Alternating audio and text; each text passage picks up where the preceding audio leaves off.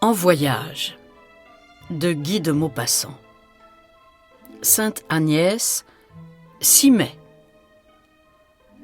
Ma chère amie, vous m'avez demandé de vous écrire souvent et de vous raconter toutes sortes de choses que j'aurais vues.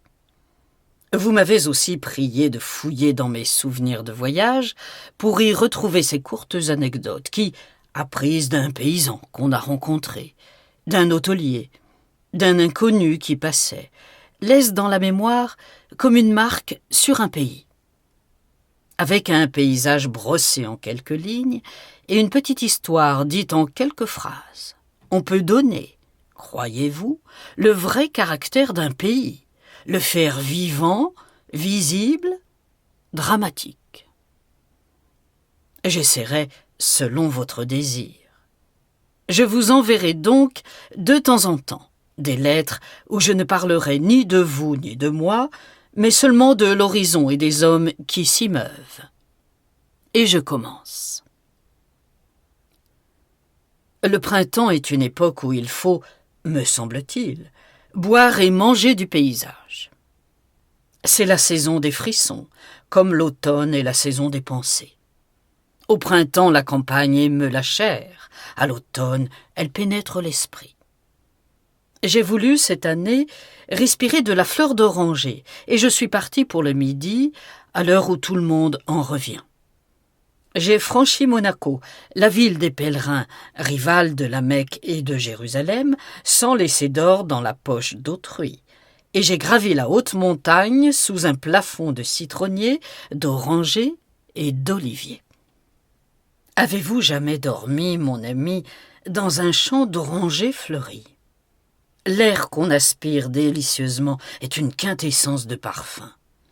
Cette senteur violente et douce, savoureuse comme une friandise, semble se mêler à nous, nous imprègne, nous enivre, nous alanguit, nous verse une torpeur somnolente et rêvante.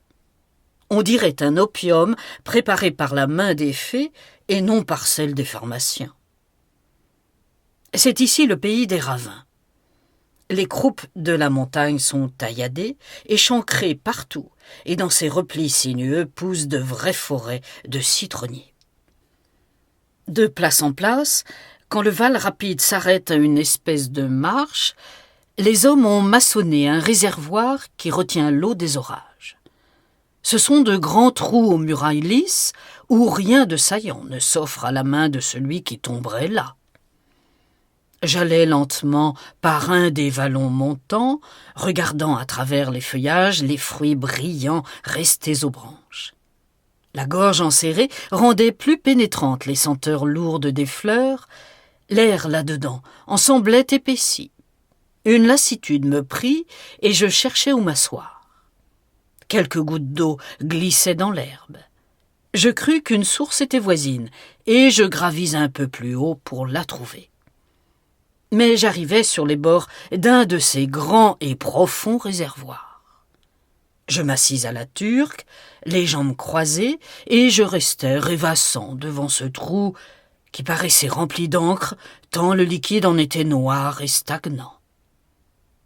Là-bas, à travers les branches, j'apercevais, comme des taches, des morceaux de la Méditerranée, luisantes à m'aveugler.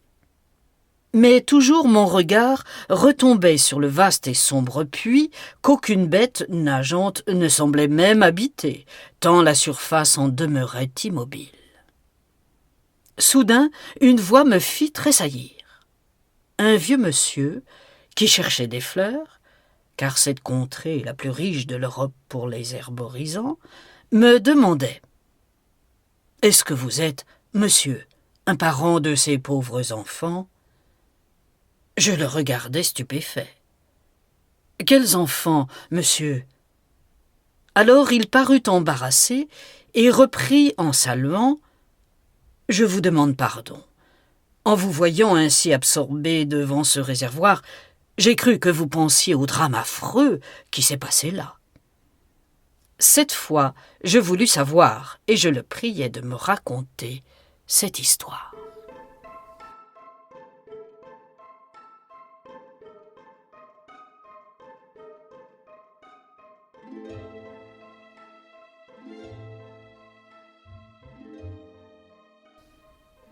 Elle est bien sombre et bien navrante, ma chère amie, et bien banale en même temps. C'est un simple fait divers. Je ne sais s'il faut attribuer mon émotion à la manière dramatique dont la chose me fut dite, au décor des montagnes, au contraste de cette joie du soleil et des fleurs avec le trou noir et meurtrier, mais j'eus le cœur tordu, tous les nerfs secoués par ce récit qui, peut-être, ne vous paraîtra point si terriblement poignant en le lisant dans votre chambre sans avoir sous les yeux le paysage du drame. Elle est bien sombre et bien navrante, ma chère amie, et bien banale en même temps. C'est un simple fait divers. Je ne sais s'il faut attribuer mon émotion à la manière dramatique dont la chose me fut dite, au décor des montagnes, au contraste de cette joie du soleil et des fleurs avec le trou noir et meurtrier. Mais j'eus le cœur tordu, tous les nerfs secoués par ce récit qui, peut-être, ne vous paraîtra point si terriblement poignant en le lisant dans votre chambre sans avoir sous les yeux le paysage du drame.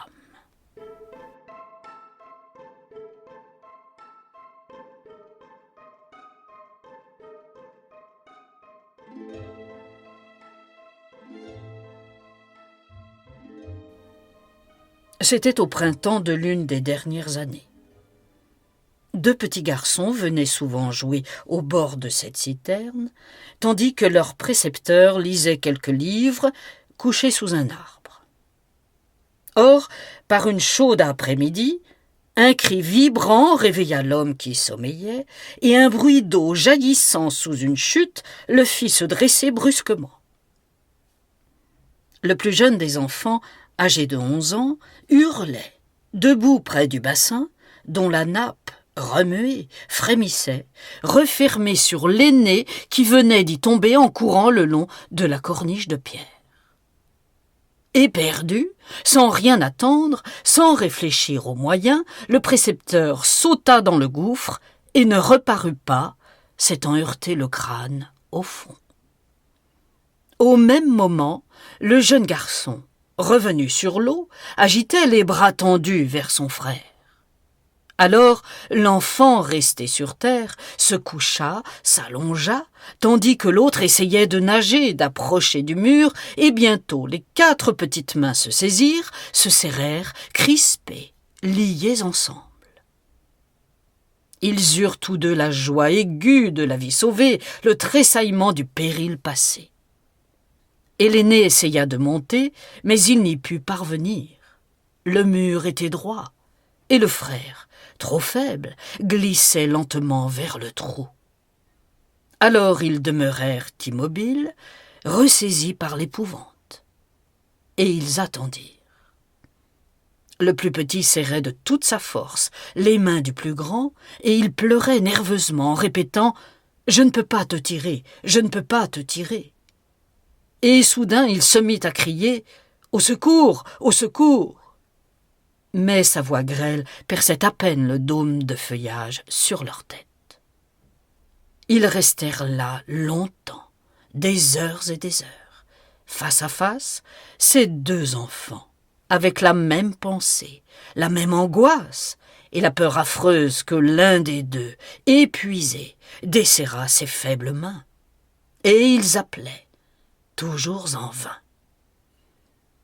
Enfin le plus grand, qui tremblait de froid, dit au petit « Je ne peux plus, je vais tomber. Adieu, petit frère. » Et l'autre, haletant, répétait « Pas encore, attends !» Le soir vint, le soir tranquille, avec ses étoiles mirées dans l'eau. L'aîné, défaillant, reprit « Lâche-moi une main. Je vais te donner ma montre. » Il l'avait reçue en cadeau quelques jours auparavant. et c'était, depuis lors, la plus grande préoccupation de son cœur. Il put la prendre, la tendit, et le petit qui sanglotait la déposa sur l'herbe, auprès de lui. La nuit était complète. Les deux misérables êtres anéantis ne se tenaient plus qu'à peine. Le grand, enfin, se sentant perdu, murmura encore « Adieu, petit frère, embrasse maman et papa. » Et ses doigts paralysés s'ouvrirent. Il plongea et ne reparut plus. Le petit, resté seul, se mit à l'appeler furieusement « Paul, Paul !» Mais l'autre ne revenait point. Alors il s'élança dans la montagne, tombant dans les pierres, bouleversé par la plus effroyable angoisse qui puisse étreindre un cœur d'enfant, et il arriva, avec une figure de mort, dans le salon où attendaient ses parents. Et il se perdit de nouveau en les amenant au sombre réservoir. Il ne retrouvait plus sa route. Enfin, il reconnut la place. « C'est là, oui. C'est là. » Mais il fallut vider cette citerne. Et le propriétaire ne le voulait point permettre, ayant besoin d'eau pour ses citronniers. Enfin on retrouva les deux corps, le lendemain seulement. Vous voyez, ma chère amie, que c'est là un simple fait divers. Mais si vous aviez vu le trou lui-même, vous auriez été comme moi déchiré jusqu'au cœur, à la pensée de cette agonie d'un enfant pendu aux mains de son frère, de l'interminable lutte de ces gamins accoutumés seulement à rire et à jouer, et de ce tout simple détail, la montre donnée. Et je me disais, que le hasard me préserve de jamais recevoir une semblable relique. Je ne sais rien de plus épouvantable que ce souvenir attaché à l'objet familier qu'on ne peut quitter. Songez que chaque fois qu'il touchera cette montre sacrée, le survivant reverra l'horrible scène, la mare, le mur, l'eau calme et la face décomposée de son frère vivant et aussi perdu que s'il était mort déjà. Et durant toute sa vie, à toute heure, la vision sera là, réveillée dès que du bout du doigt, il touchera seulement son gousset. Et je fus triste jusqu'au soir. Je quittais, montant toujours, la région des orangers pour la région des seuls oliviers, et celle des oliviers pour la région des pins. Puis je passais dans une vallée de pierres, puis j'atteignis les ruines d'un antique château bâti, affirme-t-on, au Xe siècle, par un chef sarrasin, homme sage, qui se fit baptiser par amour d'une jeune fille. Partout, les montagnes autour de moi, et devant moi, la mer avec une tache presque indistincte, la Corse, ou plutôt l'ombre de la Corse. Mais sur les cimes ensanglantées par le couchant, dans le vaste ciel et sur la vaste mer, dans tout cet horizon superbe que j'étais venu contempler, je ne voyais que ces deux pauvres enfants, l'un couché au bord d'un trou plein d'eau noire, l'autre plongeant jusqu'au cou, liés par les mains, pleurant face à face et perdus.